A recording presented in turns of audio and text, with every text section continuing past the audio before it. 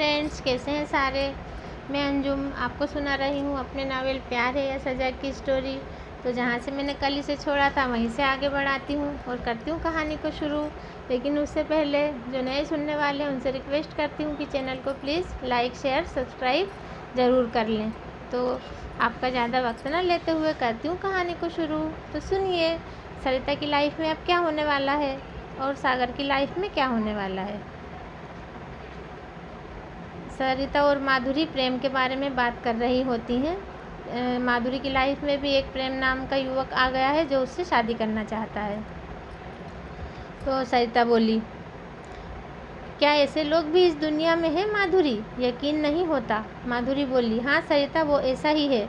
उसकी बातों में कोई धोखा नहीं दिखता। फिर भी मैंने उसे अभी हाँ नहीं कहा है। वो यहाँ तक कहता है कि वो शहर से यहाँ आ जाएगा और मैं जो महिला आश्रम खोलना चाहती हूँ उसमें मेरी मदद करेगा। कहता है हम दोनों मिलकर समाज की बुराई को दूर करेंगे। इसमें मैं भी तुम्हारा साथ देना चाहता हूँ। आगे वाले 2 महीने में हमारा महिला आश्रम तैयार हो जाएगा। अब तक उसे समझने का मुझे और भी मौका मिल जाएगा। तब तक उसे मैं अच्छे से समझ पाऊँगी। उसके बाद ही शादी के बारे में जवाब दूँगी। सरिता बोली, बिल्कुल सही सोचा है तूने। वैसे क्या नाम सोचा है आश्रम का?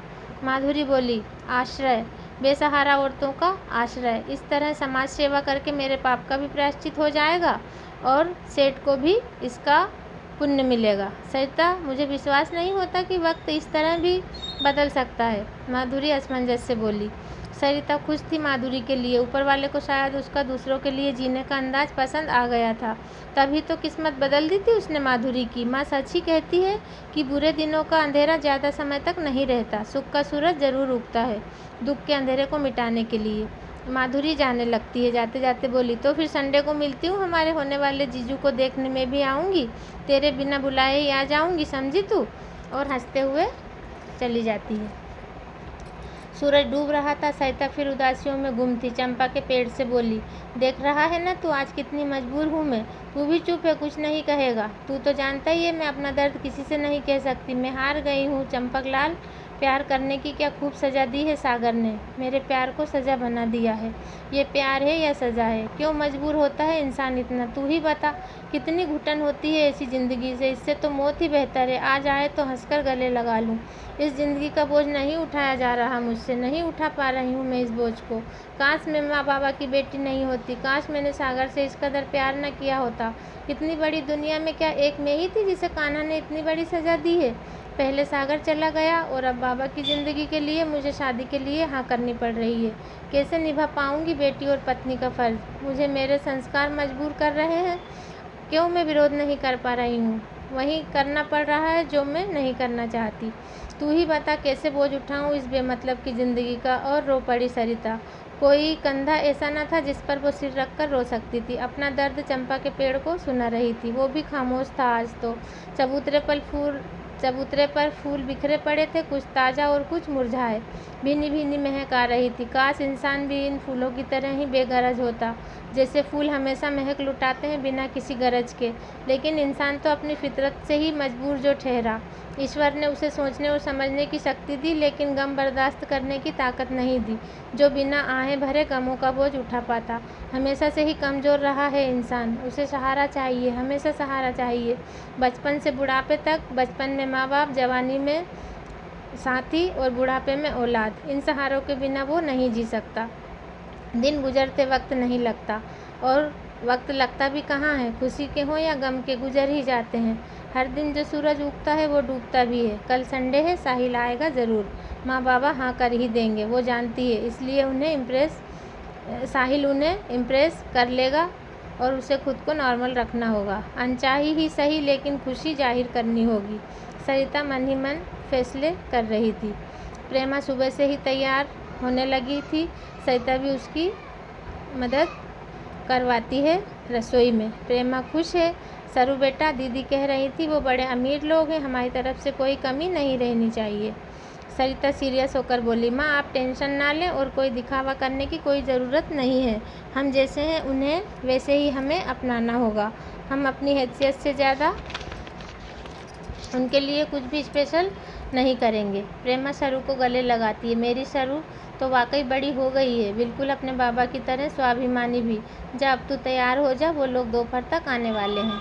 सरिता अपने कमरे में आ जाती है और बड़े ही बेमन से ही तैयार होती है। तैयार तो होना ही पड़ेगा। सामने ही कान्हा की तस्वीर से कहती है, देख लो आज तुम्हारी सरू 16 श्रृंगार कर रही है। अब तो खुश हो ना ये देखकर? यही तो चाहते थे ना तुम, लेकिन इतना जान लो ये सब दिखावा ही है, समझे तुम? तुम्हारी चाहत कभी पूरी नहीं होगी। मैं तुम्हें कभी माफ़ नहीं करूँगी, कभी भी नहीं। बड़े बड़े आंसू आंखों से टपकने लगते हैं।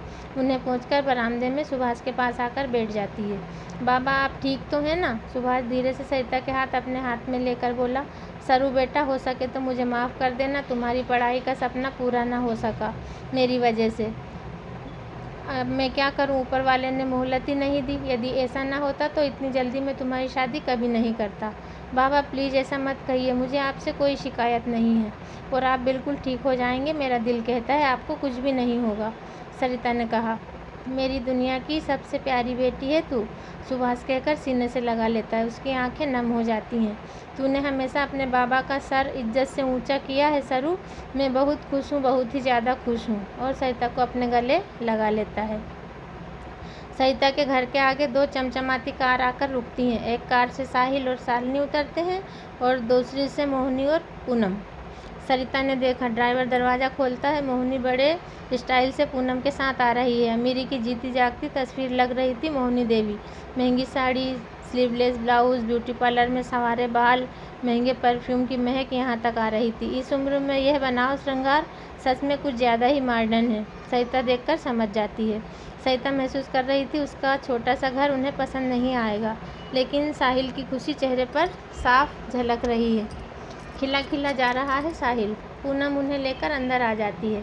सरिता पीछे चली जाती है। प्रेमा और सुभाष उनका स्वागत करते हैं। मोहिनी देवी बड़ी ही हिकारत की नज़रों से सरिता के घर को देखती है। मन ही मन बोली, मैं जानती थी इस इडियट की पसंद कुछ ऐसी ही होगी, मगर क्या करूं, मजबूर हूं। माँ का फ़र्ज तो निभाना ही पड़ेगा, वरना इस झोपड़ी में कभी कदम न रखती। बड़ी नज़ाकत से सोफे पर बैठती है। वहीं शालिनी भी खुद को अनकंफर्टेबल महसूस करती है। उन्हें बिना एसी के रहने की आदत जो नहीं थी। साहिल प्रेमा व सुभाष के पैर छूता है। देखकर मोहिनी देवी नाकभों सिकोड़ती है। इन फ़कीरों को इतनी इज्जत, बिल्कुल अपने बाप पर गया है इडियट कहीं का। मैं एक से बढ़कर एक खूबसूरत लड़कियाँ, कई रईस ख़ानदानों को जानती थी और रिश्ता करना चाहती थी, लेकिन इसने मेरे सारे अरमान चूर चूर कर दिए। गर्मी से बुरा हाल हो रहा था शालिनी और मोहिनी का। तभी सरिता पानी लेकर आ जाती है। ऑरेंज कलर की सलीके से बांधी साड़ी, कमर तक लहराते बाल, सादगी भरा रूप, परफेक्ट फिगर। शालिनी काफ़ी इम्प्रेस होती है। साहिल को देखकर आंख दबाती है। सरिता मोहिनी देवी के पैर छूती है। इट्स ओके, आओ बैठो यहाँ। इसी रूप ने जादू चलाया है मेरे बेटे पर। हमें भी पसंद है हमारे बेटे की पसंद, वाकई बहुत खूबसूरत है, मोहिनी देवी ने नज़ाकत से कहा था। पूनम बहुत खुश होते हुए बोली, दीदी सुंदरता के साथ शालीन और सर्वगुण संपन्न भी है हमारी सरिता। मोहिनी देवी बोली, हमारे लिए तो बस खूबसूरती ही काफ़ी है। हमारे यहाँ तो नौकरों की कमी नहीं है। महीनों हो गए हमें किचन में गए। उनके विचारों से आधुनिकता और घमंड साफ झलक रहा था। इंजीनियर है हमारा साहिल। पूना में लड़कियों की कोई कमी नहीं थी, लेकिन तुम्हारे रूप में ऐसा उलझा कि सब कुछ भूल गया। मोहिनी टाँट पे टाँट कसे जा रही थी। उसकी इस बात से खुशी कम और ताना ज़्यादा महसूस हुआ था सरिता को। हमें तो यह रिश्ता कबूल है। आप जब चाहें शादी की तारीख फिक्स कर लें। हम जल्द से जल्द इसे हमारे घर ले जाना चाहते हैं, मोहिनी देवी ने कहा था। साहिल अब तक खामोश बैठा था। प्रेमा से बोला, आंटी जी बस इतना ही कहूँगा, आपकी सरिता को दुनिया की हर खुशी दूंगा। आप मुझ पर भरोसा कर सकती हैं। प्रेमा भी साहिल को देखकर बेहद खुश थी। जैसा पूनम दीदी ने बताया था, साहिल उतना ही संस्कारी लगा था प्रेमा को। अपने अमीर होने का कोई घमंड नहीं था उसे, जबकि उसकी माँ उससे बिल्कुल ही अलग थी। प्रेमा जी अब मुँह मीठा कीजिए, सुभाष बोला।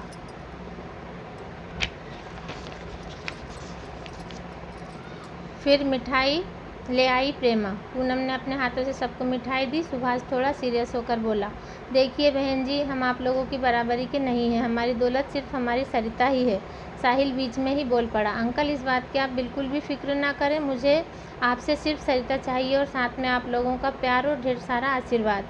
मोहिनी को भी हाँ में हाँ मिलानी पड़ी। बोली, साहिल ठीक कह रहा है भाई साहब, तो आप रिश्ता पक्का समझिए, अब हम चलते हैं। एक्चुअली बिना एसी के रहने की हमारी आदत नहीं है। उठकर खड़ी हो जाती है मोहिनी और शालिनी दोनों। प्रेमा बोली, नहीं बहन जी, आप बिना खाए पिए कैसे जा सकती हैं? मोहिनी ने जवाब दिया, बस मुंह मीठा करना ही काफ़ी है। साहिल, तुम हमारे साथ चल रहे हो या बाद में आओगे? साहिल बोला, मम्मी आप लोग चलिए, मैं मामी जी को उनके घर ड्रॉप करता हुआ आ जाऊँगा। ठीक है तो हम चलते हैं, डेट फिक्स करके हमें बता देना, कहकर मोहिनी जल्दी से बाहर आ जाती है। उसका और शालिनी का गर्मी से बुरा हाल हुआ जाता है। शालिनी और वो दोनों कार में बैठकर सुकून की सांस लेती हैं।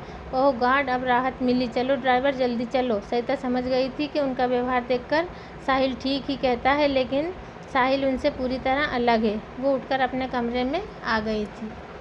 तो फ्रेंड्स, कैसी लग रही है आपको मेरी कहानी? मुझे कमेंट्स करके ज़रूर बताएं।